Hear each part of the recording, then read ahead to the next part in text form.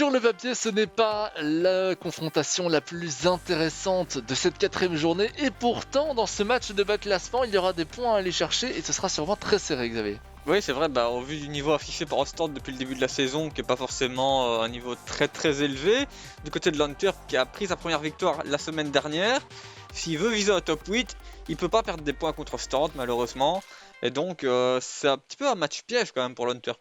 Oui, tout à fait. On peut voir d'ailleurs le classement. Alors faites bien attention parce qu'il y a des différences au niveau du nombre de matchs joués, hein. 4 matchs joués, 3 matchs joués s'ils n'ont pas encore joué cette journée. Et pour certains comme Eupen, eh bien, on a encore un match de plus à jouer suite au report du match durant la journée précédente face à Anderlecht.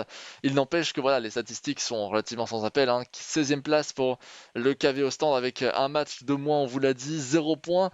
L'Antwerp 12e, 11e à la fin de la troisième journée pour être exact, avec 3 points. Ça reste un match bas de classement en théorie, mais l'idée que chacun de ces deux joueurs, via une victoire, pourrait se replacer fortement dans le classement, voire même, tu l'as dit pour l'Antwerp, aller chercher ce top 8 provisoire, eh bien, ça rend le match beaucoup plus intéressant que prévu. Un petit retour sur les différents résultats pour l'instant de cette quatrième journée avec, on vous l'a dit auparavant, la victoire 4-1 de Genk face au club de Bruges, le forfait du Cercle de Bruges face à Courtrai. Anderlecht mène 3-1 contre Waston Beveren et continue d'assurer les points avec un match de moins que tous les autres. Et Zulte Waregem a gagné à l'instant 2-1 contre le Beerschot avec une quasi-remontada, d'ailleurs il faut le souligner. Voilà donc pour ce match. Oui, donc voilà, c'est quand même un match assez attendu, enfin, même si c'est pas la plus grosse affiche, j'aimerais bien quand même voir ce que peut faire Ostend contre un adversaire qu'on dit mettre qui n'est pas forcément le meilleur de cette compétition, même s'il montre de belles choses, mais qui n'est pas le meilleur de cette compétition. Voir si justement Kylie peut faire quelque chose et peut-être aller chercher ses premiers points. Peut-être, tout à fait. Alors évidemment, comme tu le dis, hein, Alexander Zimet, c'est quand même un joueur qu'on suit depuis plusieurs années, qui chaque année s'améliore, mais ce n'est pas un des plus grands favoris de cette compétition. On sait qu'Ostend, voilà, on a affronté déjà des joueurs très importants. Il a notamment fait une, allez, entre guillemets, pas si mauvaise performance contre Imperator, Zachary Mentato, le joueur d'Anderlecht, durant un match qui quand même s'est soldé sur une victoire d'Anderlecht, on vous le rappelle.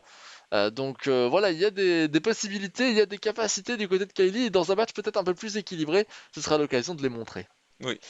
Et voilà, on voit Kylie qui effectue vraiment les derniers réglages. Enfin voilà, même si il n'a pas encore pris de points, on voit que chaque détail est important pour lui. C'est peut-être ça qui fera la différence. En tout cas, on l'espère Oui, pour on ce joueur. l'espère évidemment pour lui et du côté de l'Antwerp, on espère qu'on pourra le voir au niveau auquel on l'attend quand même après 3 ans de compétition. Il n'avait que 16 ans, hein, à l'époque où il nous a rejoints pour la première fois, et déjà il était plutôt bon, notamment pour son âge. Beaucoup de joueurs quand même relativement jeunes, j'ai l'impression, dans cette compétition. Mais on n'a plus de joueurs de 16 ans, je pense. Il faudrait que j'aille vérifier ça, je vous tiens au courant d'ici là. Mais par contre, on a pas mal de joueurs de 18, 19 ans. C'est vrai. Après, c'est vrai que l'e-sport est quand même un milieu assez jeune, donc c'est logique de voir des gens plus jeunes, même si du côté de Zult, à Geoffrey, qui est pas forcément, c'est peut-être le plus âgé de cette compétition Mm. cette saison. La retraite est plutôt rapide, hein, aussi bien d'ailleurs dans le football quand on y pense que dans l'e-sport, sauf que dans l'e-sport c'est encore plus tôt, 10 à 15 années plus tôt en général, vers 30 ans, ça commence à se convertir, notamment on peut devenir coach, hein, on peut devenir manager, on peut aller dans d'autres éléments qui sont liés à l'e-sport de manière générale. Tout à fait. Sur FIFA, pas mal de personnes, pas mal de grands joueurs internationaux se reconvertissent ensuite au sein d'un club pour gérer tout le pôle e-sport sur FIFA d'un club. Exactement. Allez, Gerkens, l'engagement qui a été lancé pour ce match entre l'Antwerp et le KV Ostend. On attend donc un niveau peut-être un peu plus équilibré qu'on avait pu voir justement dans les matchs précédents, hein. Encore une fois, même si on a quand même un score de 2-1, on avait vu une solide domination de Zulte Waregem durant le match précédent. Peut-être vraiment un match cette fois-ci à sensation, à suspense. On attend évidemment que ça. Lukaku, Rodriguez, qui déborde sur cette aile droite, se retourne maintenant. Va chercher à gauche Gerkens de nouveau. Haroun.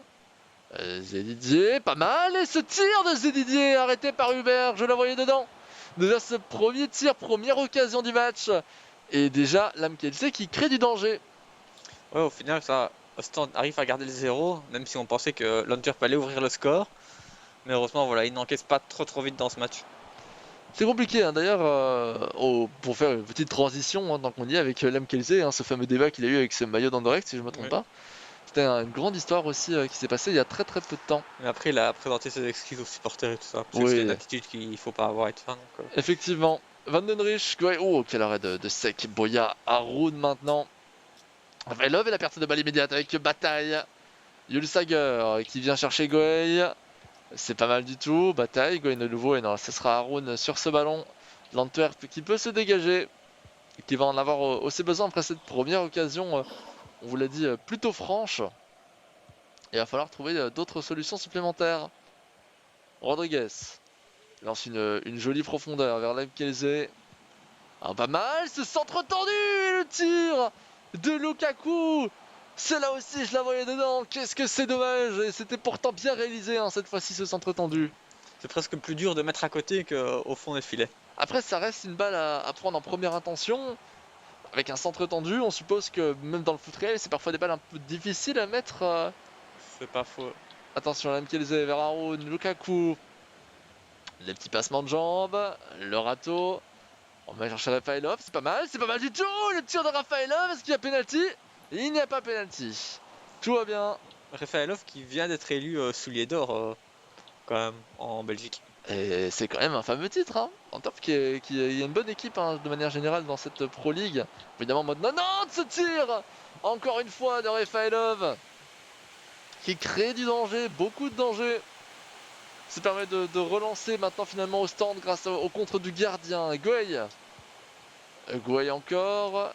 Fashion Junior. On va chercher Yul Sager. Peut-être tenter quelque chose. Non. Malheureusement, on ne pourra rien faire.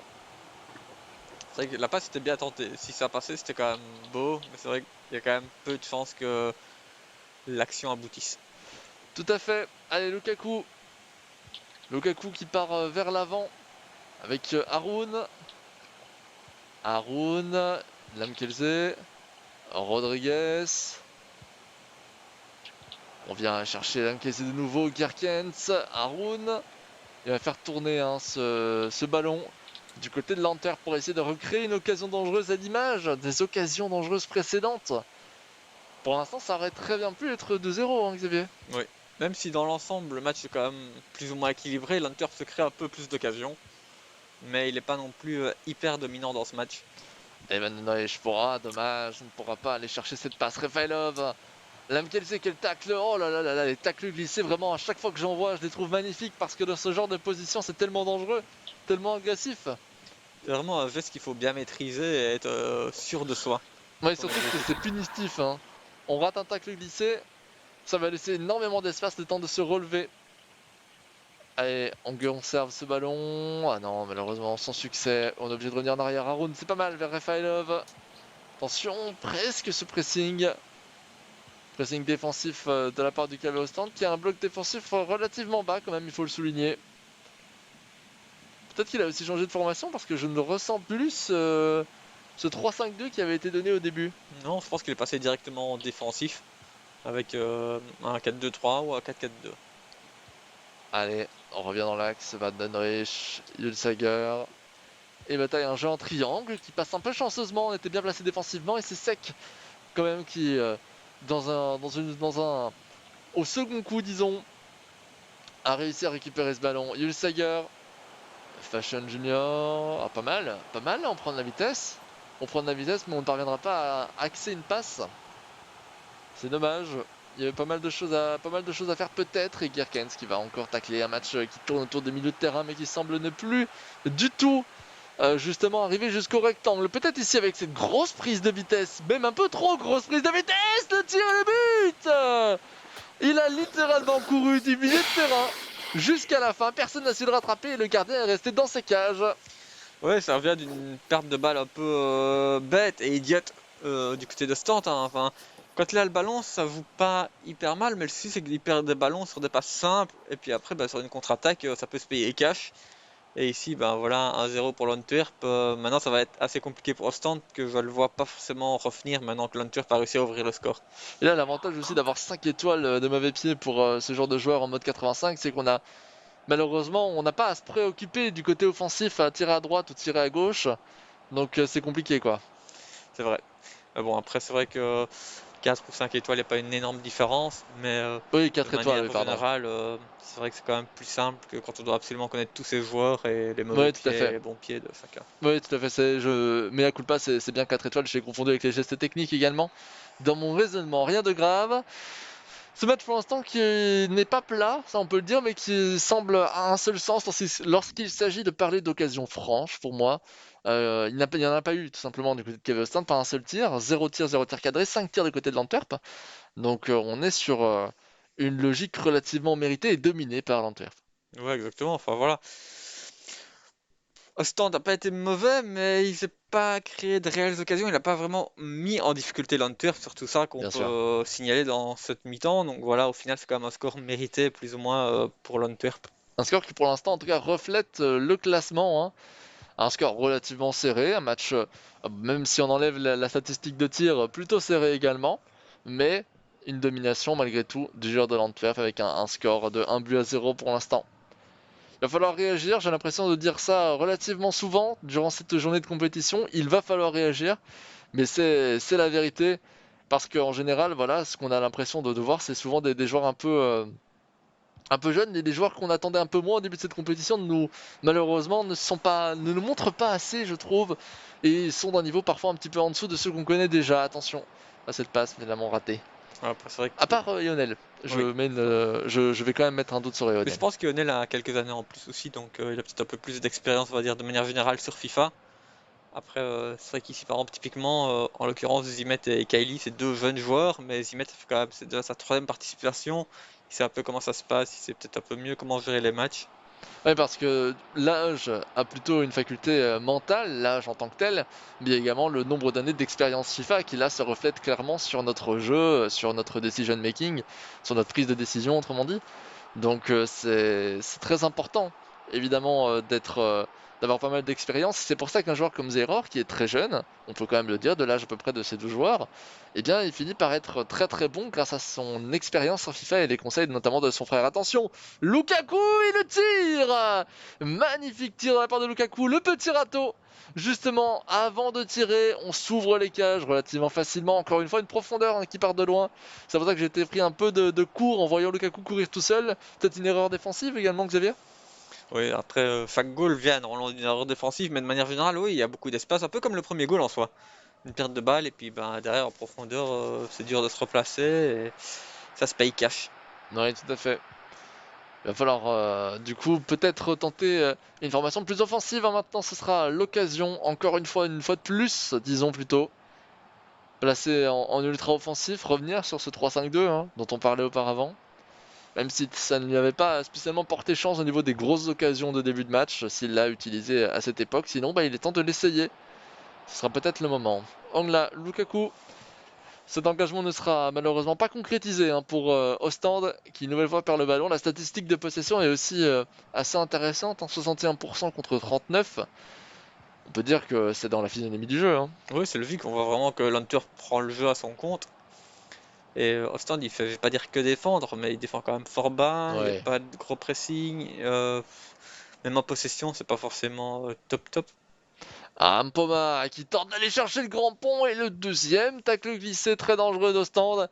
Une deuxième fois payant d'ailleurs. Et ça relance même une grosse contre-attaque là en 4 contre 3. Il y a peut-être moyen de faire quelque chose. Un joueur qui était hors jeu, on va chercher avec brio. Fashion Junior et le tir et le but.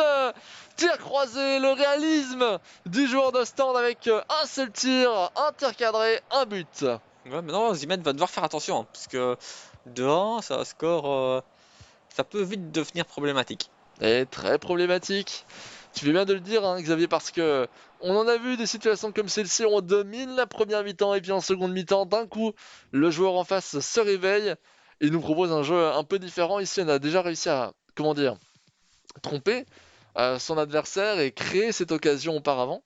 Eh bien, il pourrait très bien réussir à le refaire avec un peu d'espace. Hein. Oui, il a réussi à trouver la faille bah, une première fois, et rien ne dit qu'il va pas la trouver une deuxième fois. Dans l'autre sens, évidemment, ça marche aussi. La balle est pour Rostand après un engagement une nouvelle fois raté. Beaucoup d'engagements qui ne sont pas finalement concrétisés hein, des deux côtés. Yulsager. Yulsager toujours, on va chercher Daz. Ah, dommage. Ampoma sera sur la trajectoire de cette passe en retrait. C'est aussi parti d'une situation où il y avait vraiment 4 joueurs contre 3 défenseurs, du coup ça aide évidemment à la construction d'une action, avec cette belle profondeur au milieu. Là pour le coup ça va être difficile évidemment de recréer cette situation, vu qu'on va jouer de plus en plus défensif du côté de l'Antwerp. Ouais, c'est vrai qu'il faut vraiment peut-être que Ostend joue bas, mais alors il est quand même sujet à encaisser un goal Bien sûr. pour que le bloc de l'Antwerp monte et peut-être repartir en profondeur. Mais est-ce qu'il va réussir à le faire? J'ai quand même des doutes, même si c'est possible. Ampoma, conservation du ballon, on va rechercher Lukaku, drag back, Aaron, Gerkens c'est à droite maintenant avec Ampoma. Attention, ça défend quand même plutôt bien du côté d'Ostende. Là, on bloque un petit peu les espaces. Pas celui-ci. Rodriguez est vers l'arrière. C'est pas mal tenté avec Lamkelze qui lève le ballon et le but. Incroyable. Il fait passer ce ballon au-dessus de son adversaire, au-dessus du défenseur adverse pour ensuite placer une reprise de volée sublime. Un tir croisé. Une action magnifique qui est néanmoins un petit peu influencée par ce qui marche bien sur cet opus, Xavier. C'est vrai que les reprises de volée, ça fonctionne vraiment pas mal. Et je pense que maintenant, au vu du score, on peut peut-être déjà s'avancer et dire que bah, les 3 points sont dans la poche de l'Antwerp. Et oui, très bien réalisé, cette action qui lui permet de faire une nouvelle fois le break. Et peut-être, en tout cas, aller chercher ces 6 points qui lui mettraient justement dans une position très intéressante et provisoirement dans le top 8. Mais n'oublions pas qu'il reste encore pas mal de joueurs, pas mal de matchs dans cette 4e journée. Et donc tout est encore susceptible de changer. Une bonne opération en tous les cas pour l'Antwerp, qui devait gagner ce match d'ailleurs, vu la situation, vu le classement, s'il voulait espérer au top Ouais, 8. on l'avait dit justement en avant-match que s'il voulait espérer le top 8 et que je pense que je m'avance peut-être un petit peu, mais je pense pas que le joueur de stand va prendre énormément de points dans cette compétition-là. Les joueurs qui perdront des points contre stand, ils s'en voudront s'ils visent le top 8. Oui, tout à fait. Boya. Boya pour Ampoma, oh, pas mal du tout là. On va chercher Lukaku, drag back, relancement d'une profondeur maintenant. La passe en retrait, dommage. Cette passe en retrait qui était imprécise pour aller rechercher Ampoma si je ne me trompe pas. Ou peut-être Lukaku lui-même, je ne me souviens plus. En tout cas, c'était entre ces deux joueurs que l'action se déroulait. Malheureusement, finalement, il n'en sera rien. Fashion Junior. On va chercher la petite profondeur vers Sager et Sek qui va récupérer avec Verstrat et Rodriguez pour relancer peut-être une dernière fois l'effectif de l'Antwerp. On sait bien que la différence de but, on le rappelle, est importante. Même au début de la compétition. Ampoma, quel tacle. C'est le troisième, tacle glissé. C'est la 3e fois. Et c'est toujours aussi intéressant. Mais normalement, je pense qu'on va se diriger sur une fin de match avec ce score de 3 buts à 1. Là, j'ai l'impression qu'il y a aussi peut-être et je ne dirais pas d'abandon, mais le mental y est aussi pour beaucoup après avoir encaissé un but si tard dans la partie, qui réduit un petit peu presque à néant ses chances. C'est normal que le match devrait s'être terminé là-dessus. Avec cette tête, peut-être une dernière action. Allez, 3 buts à 2 éventuellement pour Daz. L'Ostende qui peut peut-être créer quelque chose. Ne va pas trop revenir en arrière parce que sinon ça va siffler. Chose qui est faite maintenant. Fin donc de ce match. Xavier, 3 buts à 1. Ton verdict, je pense, sera le même que le mien. C'est mérité. C'est clairement mérité dans ce match. Voilà, Zimet, il a fait le boulot. Il s'est fait un petit peu peur quand Kylie est revenu à 2-1, mais derrière, il a directement mis le troisième but. Et donc après, il était assez serein pour le reste du match et prendre les 3 points et remonter au classement. Pas vraiment, enfin en tout cas je trouve pas énormément d'analyse à donner sur ce qu'il s'est passé dans ce match. En réalité c'était une belle domination, un match qui a été bien géré par l'Antwerp. Du côté évidemment adverse, on est encore un petit peu malheureusement déçu. On espère qu'il va réussir à se reprendre dans les matchs qui vont suivre. Vous voyez d'ailleurs les scores, on les a cités au début, donc je ne vous répéterai pas chaque score, mais si vous ne venez d'arriver, les voici durant ce match day 21 pour l'équivalent de la Pro League, match day 4 au sein de la Proximus ePro League. Et on approche dangereusement de ce choc qu'on attend depuis le début de cette journée. Standard de Liège, Sporting de Charleroi, c'est le moment où il faut rester absolument devant votre écran parce que ce sera un des matchs les plus Ouais, importants de ce championnat et qui arrive très tôt par rapport à d'habitude c'est aussi. vrai. Donc ça va être très très chouette à commenter avec toi, Xavier. Avant cela, encore une petite capsule sur le joueur de Wassan Beveren, évidemment. Il y en a encore pas mal tout au long.